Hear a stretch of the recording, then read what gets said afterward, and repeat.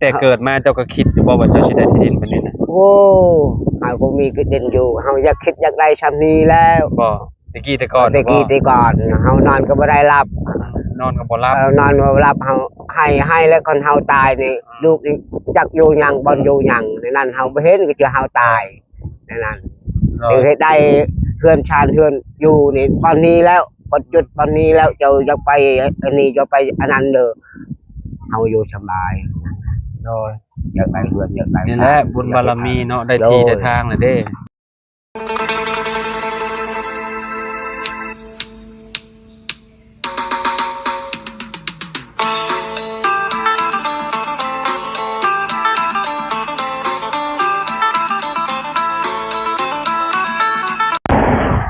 กราบสบายดี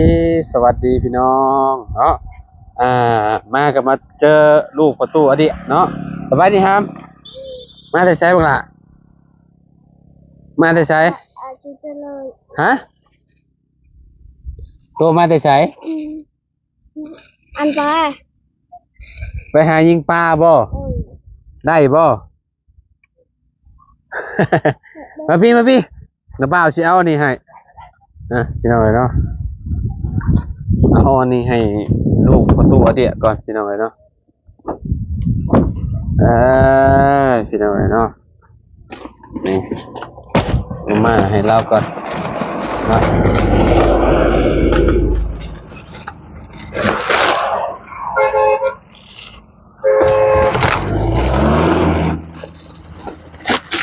เอาไปย่างบ่ดิพี่น้องเนาะเนาะว่าบ่ได้ฮู้เรื่องได้พี่น้องลูกเรานะคือเขาถามว่ามาแต่ไสมาหาป้าบ่หรือว่าอีหยังก็บ่ฮู้ดอกเนาะเอาสวัสดีตุ๊โดยขออนุญาตเด้อลูกเจ้ามาแต่ไสขอถามเมื่อกี้นี่ว่ามาแต่ยิงปลามาแต่เล่นมาแต่เล่นคนรู้จักให้ได้เป็นคนลาวใครแน่โอ้โหความลาวเลยโอ้โหความลาวโอ้พี่น้องเนาะได้เป็นจะได้ที่ทางนะที่ดินเจ้าได้แล้วบ่ได้แล้วเรียบร้อยแล้วดีใจแล้วดีใจยิ้มหวานเลยวันนี้เนาะแต่แว่นตุ๊แต่แว่นตุ๊นี่ใช่โอ้โหยังเท่เลยเนาะสุดยอดพี่น้องเนาะไปเอาให้แว่นอันนี้เอาผู้จักครูนะไปเอาให้เจ้าให้กับโมกนี่ให้กับโมกนี่ให้กับหมวกเลยโบเมนเบาจันบ่ให้มานั่นแล้วเอาดูนะไปเพื่อนเจ้าดูได้ยังกินมื้อนี้นะได้ยังกินแรงบ่มีอาหารกินนะผมมีอาหารกินรวมมาม่ากินน้ำลูกแล้วเอาให้ลูกเจ้าเลยกินนี่โดยเนาะโดยพี่น้องเนาะซื้อที่มื้อนี้บ่เรื่องแนวใดหรือว่าเมื่อวานนี่บ่วานนี้ดินน่ะได้โดยโอ้บ่ได้เข้ามาพี่น้องเนาะโดยบ่ได้ฮู้เรื่องหยังเลยสาเนื้อตู้เนาะโดยตกข่าวแล้วข่อยนี่นะตู้โดยดังนั้นตามข่าวอยู่เนาะตามข่าวบ่แม่โอ้ยพี่น้องเนาะหนึ่งข่าวแรงเนาะโดยแม่แต่ใช้มันนี่นะมาแต่จุดให้มันมาแต่จุดให้บ่ได้คือเห็ดมันนี่แล้วเห็ดมันเนาะโดยเริ่มสิปลูกแล้วเนาะโดยพี่น้องเนาะหนึ่งข่าวเต็มหวดเลยบ่นี่โดยสบายดีโดยหนึ่งข่าวกินเบิดบ่แรงนี่มากินมื้อเนาะสิไปใช้อันนี้เราสิไปใช้ไปยังเครียดโดยไปกับไผบ้างล่ะแล้วเรากันเอาครับเราจะไปกับไผเราจะไปกับไผเราจะไปกับไผตุอยู่บ้านนี่ก็ลูกไปนั่นเดโด ไปกับคนรู้จักกันเนี่ยบ่ อยู่บ้านนี่ ใกล้บ่หมดไปเยือง นี่อยู่ทงนานี่ อ๋อมันมีตรงหน้าบ่จุดนี้ โดยนี่ทงนา อืม นำน้องฉะเด้ไปถึง บ่เราไปคุมื้อบ่ บ่มืออยากไป อ๋อได้อยู่บ่สบายดีล่ะ โดย สบายดีปะลูกเนี่ย อ้าวในตาในก่อน โอ้ยนะพี่น้องบ่มีคนเว้าเป็นจักคนลูกเราภาษาลาวเนาะ โดยมาฮู้จักเฮ็ดได้ รู้จักเลย โดยเฮาย ใส่แว่นตาดำเลยบาด โดย เห็นหุงอยู่บ่นี่ เอาเห็นแล้วไอ้ชัยพวกเห็น ถอดออกบัดนี้ตุ โดย อย่างเท่เลย เอากายมาเมื่อกี้นี้เห็นเจ้าใส่แว่นอยู่กินนี่ โดย ใส่กันแดดบ่ โดยเอาเคยได้เฮาใช้เฮาเบิ่งเฮาคือไผเฮาอาชัยอยู่นี่ก็จุดขุดเฮาอาชัยอยู่นี่แล้วอม ใส่แว่นตาแล้วห่มบ่ อม อ๋อแม่นแล้วมันกันแดดเด้ โดย แดดก็ว่าบ่แดด ได้กับบ่ได้ ใส่แว่นตาดำ เอ เนาะ อตาดับมันห่ม ผมอย่างเดียว อย่างน้อยเดียวเนาะเฮ็ด แต่ก็ฮ้อนนั่นแหละเนาะ โดย พี่น้องเนาะเอ้าจังได๋ก็ดีใจนำประตูอเดียเพิ่นเนาะได้ที่ทางใหม่แล้วพี่น้องเมื่อได้จะสิมางเฮือนจะไปอยู่พุ่น ยักเฮายังเฮาเว้ากับไอ้เสียงก่อน ว่าก็บ่เสียงก่อน โดยกันมันไปเจ้าฮือเดี๋ยวเอาไว้อยู่พุทธเจ้าฮือเขาไปอยู่พุทธ อืม ยังเจ้ามันบ่ได้บอก อ๋อเพิ่นยังบ่ได้บอก โดย อันนี้เพิ่นบอกมื้อใดก็สิฮือไปพุ่นเลยบ่ โดยให้ไปอยู่พุทธเลยนะ ไปอยู่ที่ตัวเองหมดแล้วเนาะ โดย แต่งสะดวกสบายขึ้นกว่าเก่าเนาะ โดย พี่น้องเนาะ นี่คืออยู่นี่คือยายเล็กๆหลักๆโอ้ยโมเว้าแบบนั้นบ่ได้ถือกัน หมู่ว้าวหมู่มักว้าวเนาะ โดยโมมักเว้านี่คือ ไป เด่นอยู่ บ้าน อยู่ นี้ คือเด่นเฮา นี่เป็นที่ทางของตัวเองแล้วครับ โดย ที่สะดวกสบายขึ้นแน่พี่น้องเนาะ สะดวกสบาย บ่มี อยู่ ใคร คือ เว้า เด่นเฮา ให้ บ่มีคนเว้า โดยบ่มี บ่มี ไปเว้าให้เจ้าเนาะ โดยอยู่สบาย เจ้าก็สิมั่งตัวนี้ไปก่อนเนาะ โดยชะมังอันนี้ก่อน มั่งตัวนี้ไปก่อน อันนี้ว่า ตัวใดที่ว่ามันบ่ดีก็ นี่เดี๋ยว มี เบิ่ง แต่หามา โดย ใส่ไม้เนาะ โดย ตัวใดอันที่ว่ามันใส่บ่ได้พี่น้องเอาไปดังไฟเลย โดยดังไผเลยเอ้ย อันนี้ กัดหมด อันนี้บ่ส่งแล้วเฮาว่า โดย มันนั่นน่ะบ่ปวกกัดมาเลยเนาะ โดย พี่น้องเนาะปวกกัดพวกหยังมาแล้วตัวนี้นะ โอ้ยใช้บ่ได้ เจ้ามีแต่ไปหาตัดเอาไม้รถนี่นะตัวเนาะ โดย เอาไม้พวกนี้นะยังใช้ได้อยู่ที่นี่ไม้แต่ไม้อันคานไม้เนี่ยนี่ อันนี้นี่ทำไมอันนี้ปึกนี่มันกัดเห็ดหมดแล้วนี่ มันกัดไปแล้ว นี่ ตัวนี้เนี่ยก็บ่ส่งดอก บ่ชงแล้วครับปะ หมดแล้ว มีแต่ตัดไม้มาไม้แล้วก็ปลูกตัวใดที่ว่ามันใช้งานบ่ได้ก็มีแต่เอาดังไฟเบิดไปนี่เนาะ โดย ดังกะสีนี่ก็ใช้ได้อยู่ ยังอันนี้ยังใช้ยังใช้ได้ ก็แนมดื้อออกก็มีแต่ค่อยๆเอาแหล้ว โดย ก็แนมว่าเฮ็ดแฮงมันก็ยันมันบ่อันนั้นพี่น้องเนาะ โดย นี่อันนี้ป้องจงเมียนให้ยังนี่ให้ลมเขาบ่ โดย โอ้โหเห็นหอดเนาะ นี่คือนี่ละกา ตัวนี้ได้ซะ ลูกกาเมียนอนอยู่นี่ก่อน อ๋อแม่นแล้วเนาะ เนาะ มันต้องเฮ็ดให้แล้วทีละอย่างก่อนเนาะ โดย บ่แม่นว่าสิเอามางเบิดนี่ก็บ่ไหวเด้ บ่ไหว้ เพราะว่าเฮาเฮ็ดบ่แล้วตัวนั้นเฮาสิไปนอนอยู่ไสเนาะ โดย ตัวนี้ปะก่อนเนาะ โดย แล้ว นี่ ตัวนั้นลื้อตัวนั้นไปเฮ็ดตัวนั้นเรียบร้อยแล้วก็จะมาลื้อตัวนี้ไปพุ่นเนาะ โดยนั้น ที่นี่บ่ได้ขยับขยื่นออกบ่ บ่ หรือว่าจังไดมองที่วัดไว้ครับบ่ บ่ ไปเบิ่งอีกเทื่อนึงแต่เนาะ ไป โอ้มันนี่ก็เจ้าเอาให้เจ้าบ่ตุ โอ้ย เจ้าว่าแนวใดมัน ดึงปะแล้ว เจ้าบ่เอาบ่ บ่เอาแล้ว เอาให้เจ้าเนาะ โดย อันเขตตัวที่เป็นของลาวหั่นแหละพี่น้องเนาะ โดย ก็ต้องเป็นของลาวแล้วเนาะโอ้ก็ดีแล้วได้มันพร้อมเจ้าก็ขายได้หลายเติบเด้ค่ะ โดย เนาะพอเจ้าปลูกเฮือนเจ้าก็จะได้ถอนออกอีกเนาะ โดย ถอนออกอีกเด้อพี่น้องเนาะ เขียวแห้งอะไรมันเนาะ โดย มันตกใส่นี่แห้งคิด โอ้ ว่า ให้ ต้อง งามงาม งามสุดยอด งาม ต้อง เนาะ งามเลยแหละครับว่า นี่งามบอนนี่นี่ อ่า ขี้กับบอนนี่เหี่ยวกับบอนนี่ ตะกี้เนาะ โอ้ตะกี้มันงาม มันหลดงามครับ โด เป็นยังฝุ่นเนาะ โดยพ่น ฝุ่นดีๆนี่เอง เออ พี่น้อง โดย พี่เนาะรักพี่น้องเนาะ เนี่ยเฮาวานนี้แล้วเฮาทุบ อืม นี่ บอนนี้เลยนี่เนาะ บานนี้เลย เออ แล้ววานน่ะ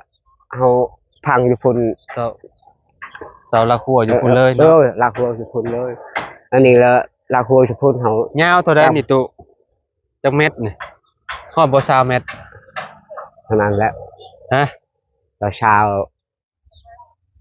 บ่ได้ฮู้หยังเลยเจ้าเนาะ โดย โก เขาลืมแล้ว จะลืมเบิดทุกอย่างเลยประตู โดย เนาะความกว้างนี่ก็กว้างขนาดเลยพี่น้องเนาะ โดย กว้างอยู่ได้การอยู่ปลูกเฮือนได้ลางเบิ่งใหญ่เลยเนาะ โดย บ่ต้องปรับอีหยังหลายพี่น้องเวลาเพิ่นสิปลูกเฮือนก็ได้เนาะมีแต่กวาดดินให้มันถมร่องนี่ก็คือ โดย จบพี่น้องเนาะ โดย แท็กเตอร์มากวาดให้แป๊บเดียวทั้งดอกอันนี้นะ อันนี้เฮายกจนอายไปว่าเจ้าเฮือนนี่เฮาอยากตั้งบ้านนี้เลยเฮือน ตั้งหยัง นี่บ้านนี้ ตั้งอันกระต๊อบเจ้าฮะ เอาแต่เฮือนแต่นั้นเฮาอยากตั้งบ้านนี้เลย อืม นี่กล้วยเดียวเอาไว้อยู่นี่บ่ได้ตัด เอ้าเจ้าสิปลูกเฮือนได้ติเสียเจ้าบ่เอาต้นกล้วยออก ก็เบิ่งอายเว้าก่อนก็เลยปะอยู่นี่แหละปะอยู่นี่บ่กล้วยแต่ถ้าเฮือนเลย ก็ตามใจเจ้าเองแหล้วจะปลูกอยู่เฮือนเด้เฮือนหลังนั้นเจ้าจะปลูกอยู่ไสก็ได้ โดย แล้วแต่เจ้าของดินดอกซุมเฮาก็บ่ได้บังคับเจ้าว่าเจ้าจะต้องปลูกหม้องหันหม้องนี้ โดย ท่านว่าเจ้าปลูกหม้องนี้งามเจ้าก็ปลูกหรือว่ามุมนั้นก็งามเจ้าก็ปลูก โดย ก็ตามใจเจ้าได้ตุอันเดีย โดย เด้อ โดย พี่น้องเนาะบ่อนได้เจ้าว่าสิปลูกสิงามซะ งามเฮือนใหญ่อยู่พุ่น เป็นไงพูด อยู่พุ่น ในอนาคตบ่หรือแนวใด บ่ สม ได้ มุติว่าเจ้ามีเฮือนมีชานหั่นนะมีเฮือนงามหั่นนะ มีเฮือ เจ้าน จะไป งาม ปลูกอยู่พุ่นบ่ ปลูกอยู่พุ่นอยากได้เฮือนงามนั้นเฮือนทำโดยปลูกบ้านนั้นแล้วเฮือนธรรมดาก็เอาอยากปลูกบ้านนี้ ปลูกเจ้าก็ปลูกมุมนี้ก่อน โดย เจ้าก็ปลูกกระต๊อบเจ้าอยู่นี่ก่อน โดย เพราะว่าก็บ่ฮู้ว่าเจ้าสิได้บ่เฮือนเนาะ โดย คันว่าลูกเจ้าหาเงินเก่งก็อนาคตจะปลูกหั่นก็ได้ โดย ซื้อไม้ซื้อตอกก็ราคาบ่แม่นว่าน้อยๆเนาะสมมุติว่าเฮาเฮ็ดเฮือนเฮ็ดจานก็ได้พี่น้องเอ้ยเนาะ โดย ค่อนข้างสิ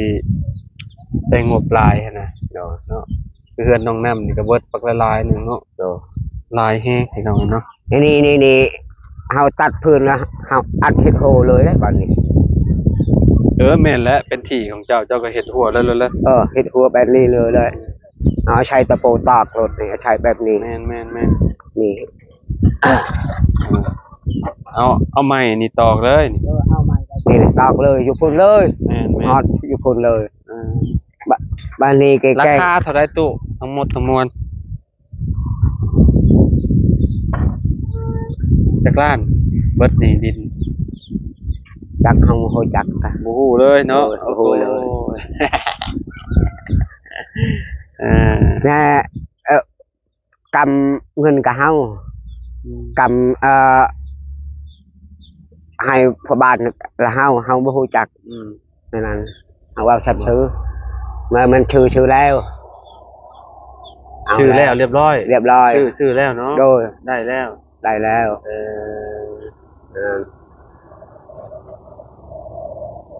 นี่เพิ่นมาเฮาอยากถามเฮาอยากปลูกเฮือนบ้านนั้นเฮาคือเฮือนนั้นเฮาตัดไม้ก่อน ตันไม้บ่ โดยเฮาตัดไม้เฮาอยากปลูกอยู่พุ่น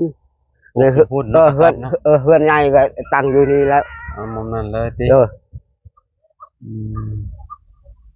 เฮาอยู่ที่ก่อนหมู่ก็ 5คูณ6นี่ก็พออยู่เราอยู่6คนนึง โด เนาะ ย พี่น้องเอ้ยเนาะเอาเฮือน5คูณ6นี่ตรงโมเดิร์นนี่ก็โอเคพออยู่หรือว่าเอา7คูณ6นี่ก็น่าสิโอเคอยู่ดอก คิดว่าเนาะคะแนน9คูณ6นี่มันก็ค่อนข้างสิแบบใหญ่พอสมควรอยู่เนาะเพราะว่ามันใช้งบหลายเนาะเฮ็ดเรือนเฮ็ดชานก็ได้เนาะคันว่าบ่มีเงินมีหยังก็เฮ็ดบ่ได้เด้พี่น้องเนาะมีแต่เว้าได้ซื่อๆเว้าได้อยู่ดอกมันหักเวลาอ่าเนาะเวลาเฮาเฮ็ดเฮาหยังมันผัดบ่มีงบมีหยังอะนะเนาะพี่น้องประมาณนี้เนาะประตูอันเดียบโตเนาะ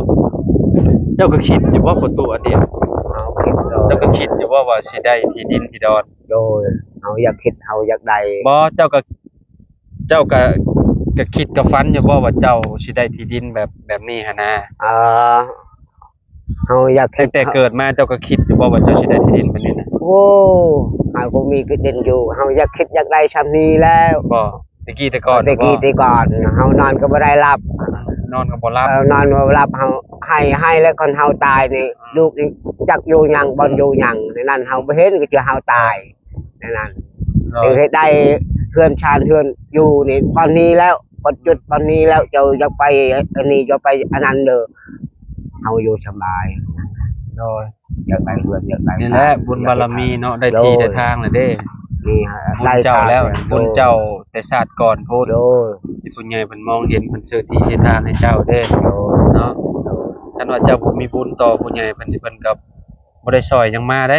โดย เนาะ โดย สาธุนำแล้วตู่เด้อ โดย ดีใจนำเด้อตู่เด้อ โดยดีใจแล้ว อ่า เป็นความเฮา โดย เอาสาธุ โดย เฮาได้ มีหยัง ได้ สิอวยพรให้ผู้ใหญ่ใจบุญเพิ่นจะบ่ โดย อวยพรให้เพิ่นได้เด้อในคลิปเด้อ โดย เพื่อเพิ่นเบิ่งคลิปเฮาอยู่นี่ โดย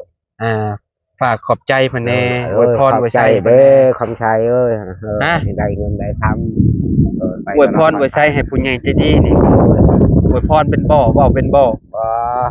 เอาขอบใจหลายๆเด้อ ขอบใจ ขอให้อยู่ หลาย ดีมีแฮงแล้วตู้ มีแฮงเด้อ เออ นั่นแหละ เท่านั้นบ่ โดยเฮาก็ฮู้จักหลาย อย่าเจ็บอย่าไข้ไปตลอดปลอดภัยคนอยู่มีแฮง อันนี้เฮาได้กระเด็นนี่แหละสาธุคนช่วยคนทุกข์คนยากบ่มีกระเด็นนี่คือกระเด็นเฮานี่อยู่สบายอยากได้เฮือนอยากได้ชาติเฮ็ดให้เฮ็ดนาล่ะเฮาอยากเมื่อเฮือนนั่น โดย เฮาไปตลอดปลอดภัยเฮาอยากเห็นเฮือนนี่ในเบิ่งเฮือนน้อยนี่อยู่บ่ได้ก็เฮือนกระเด็นโมนี่เจ้านี่ไปนี่มาเฮาทุกข์ก็นอนก็บ่ได้หลับเพิ่นกระเด็นเฮานี่ว่าแล้วเฮาจมให้ว่านี่คือกระเด็นเฮาเด้อบ่ได้ลูกบ่ได้หยังอันนี้ก็เฮานอนไปนอนบ่หลับ กูขออนุญาตเด้อพี่น้องเอ้ากูสิปลูกมันบางทีเนาะบางคนเนาะเอ้าบางทีเพิ่นสิปลูกอันน่ะแล้วแต่เพิ่นนะพี่น้องเพราะว่าเป็นที่เพิ่นเนาะเพิ่นอยากเว้าแนวใดก็ได้บางทีเพิ่นบ่ได้ปลูกเพิ่นก็อยากไล่เนาะพี่น้องเพิ่นเว้าซื่อๆบางทีนะพี่น้องแบบว่าเพิ่นอยากให้เราออกไปหั่นนะเนาะอันนี้เป็นที่เป็นทางตัวเองน่ะไผอยากไล่ก็ไล่แล้วบาดนี้บ่มีไผไล่ได้เด้เนาะกรรมสิทธิ์อยู่นำเฮาเด้เนาะเป็นที่ทางเฮาเด้เนาะบ่มีไผว่าเฮาได้พี่น้องบาดนี้เนาะตู้อยากเฮ็ดหยังก็เฮ็ดบาดนี้เนาะอยากปลูกเขื่อนก็ปลูกอยากเอาหลังใหญ่ซำใดก็ได้พี่น้องเนาะติแต่บ่มีเงินเท่านั้นแล้วเนาะเฮาบ่ได้คิดเงินบ่ได้คิดคำหรอกเฮาได้แต่เฮือนอยู่ได้แต่กระเด็นอยู่พอใจดีใจแล้วเฮาสาธุนั่นเลยบูชายเฮาทุกเฮากระเทินนี่กระเด็นอยู่ก็บ่มีเด้มีแล้วเด้บาดนี้สิดินอยู่มีแล้วนี่มีแล้วนี่อายุเท่าใดแหละเจ้าเนาะเฮาลืมเว้ยประตู7ปีเนาะโอ้ย ได้ยาประตู7ปีไปแล้วเพราะว่าลาวน่ะอายุน่าสิเติบหนึ่งอยู่ตั้งแต่เกิดมาพี่น้องเนาะเกิดมาแล้วก็บ่ได้มีที่ทางคือคนอื่นหั่นนะพี่น้องเนาะก็คือแบบ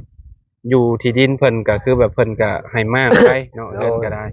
แล้วก็ไปอยู่หั่นเนาะอยู่หั่นกับน่าสิโดนเติบได้อยู่หั่นเนาะตัวเนาะบ่อนที่ว่าจะปลูกหั่นเนาะเพิ่งเติบแล้วเฮาข้าวได้อยู่เฮือนน้อยๆนี่อยู่ได้แต่ว่าเฮือนหลังใหญ่นี่เพิ่นบ่ให้ปลูกเฮือนหลังใหญ่ก็บ่ได้ให้ปลูกกระต๊อบกระแต๊บนี่เพิ่นให้ปลูกอยู่ได้เนาะแบบว่าเจ้าอยากมางไปยามใดก็มางบัดนี้เนาะ เป็นเจ้าอยากปลูกกล้วยบ่ปลูกปักชมปลูกอันนั้นเจ้าปลูกก็มือเฮาอยากได้ก็เพิ่นไปอยากบ่เจ้าอยากอยู่อย่างนั้น โดย เฮายอมกับมันไปจักเฮาอยากไปแล้วเฮาอยู่นั่นตายก็ตายนี่แล้ว โดย เฮาเฮ็ดเกินน้อยนี่ ขออยู่นำคนเลยเนาะ โดย โอ้บัดนี้มีที่มีทางแล้วก็บ่ต้องเป็นห่วงแล้วบัดนี้เจ้าก็ โดย ปลูกเขื่อนจนเฒ่าจนแก่จนฮอดอายุไขเจ้าของพุ่นแหละบัดนี้ โด เนาะ ย มีแต่ โอ้ยเฮา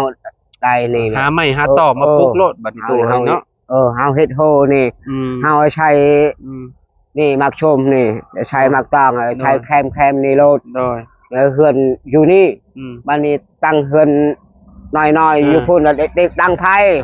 นั่นเฮือนนอนก็เฮือนใหญ่บ่ได้ตั้งไผเด้เฮือนนั้นอันนี้เฮาอยากตั้งไผเฮาไต่เฮือนนี่เฮาเหียบเฮือนน้อยนี่เฮาตั้งไผ